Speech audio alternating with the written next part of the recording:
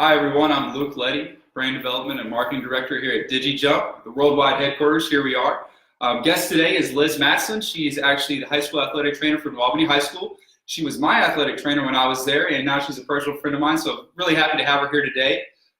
Just a little background on Liz. She has a Master of Science in Exercise Physiology from the University of Louisville in 2008. She's a member of the CORT, the Kentuckiana Orthopedic Rehab Team, if you get that correct. And her professional interests include brain injuries in athletics and biomechanics. So Liz, thank you for being here today. Appreciate it. Thanks for having me. Yeah. So just, if you wouldn't mind, just giving us a little bit of background on yourself. So I grew up in Virginia and was a high school runner. I thought about running in college and had some injuries in high school that kind of drove me towards sports medicine. And I had a background in medicine. My dad's a surgeon, so medicine's always been a part of my life. But then when I decided not to run collegiately, I went to Messiah College in Harrisburg, Pennsylvania, Division III school with great athletics. So I got a lot of hands-on experience that you don't necessarily get at a Division I level. Early on, I got to do a lot of things that I wouldn't normally get to do. So it was great to work with high-level athletes day to day. Okay, yeah. Cool, neat. So what drew you to become a high school athletic trainer specifically? High school, well, I went to Messiah and got my undergrad, and then decided I wanted to do research exclusively. So that's why I went to U of L. And then I found out I really missed being around high school, being around athletes in general. Okay. So I started looking into internships and did all of my internships and all of my work experience at the collegiate level and with adults. I had no interest at all in working with high school athletics. And so I just didn't know that I could relate with high school kids at all. So this job kind of at New Albany kind of just fell in my lap, and it was the perfect opportunity. And I've, over the years, grown to love working with high school kids. It's just something, not what I intended on doing 20 years ago. I'm sure it's something new every day. Had to guess. Yes, always something new. Good and bad. Good and bad. Okay, definitely. So how many athletes on a daily basis do you kind of deal with? Between 30 to 50 to 60, depending on the season, a lot in the fall. In the winter, like right now, we're only dealing with about 25 to 30 kids in the training room every day. So wow, that's a lot. How long does it take to get through those 60 kids? That would be like on a Friday where you've got Friday in the fall where you've got football game prep. So I'll have that at an isolated time, but then you've got soccer kids and prep for weekend tournaments and kids that are traveling, so you want to do rehab and stuff like that. So it kind of is spread out over a 4-hour window. Nice. Not all at once. That's good. That is good. You're too crowded. Yeah. So I know, you've dealt with a lot of high-level athletes at New Albany High School, a bunch of 5-star recruits in both football, basketball, across a bunch of different sports, collegiate athletes. Is there any unique experiences that you can think dealing with one of them that kind of sticks out in your mind?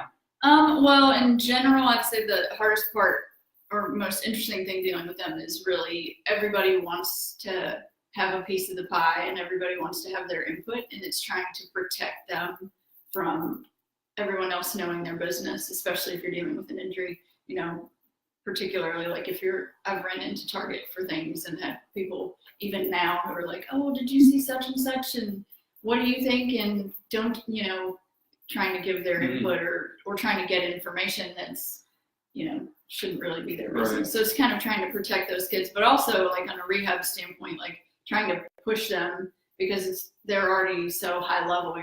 You have to kind of really be really creative to come up with ways to challenge them, to actually motivate them in rehab and kind of take it to the next level because they're already at the next level. Right, they're already so much better. It kind of stretched me to kind of work with them because then you're trying to do something new, not, checking off the same rehab boxes. Okay. To kind of push yourself. Yeah. Interesting. Yeah. No thought about being run into a Target and ask questions. It happens. I still get random That's funny. questions, yeah. So what's your favorite part of the job then? I really do like working with athletes because they are so motivated in general, and that there's always something new and different. It's never the same. My job's not the same every day.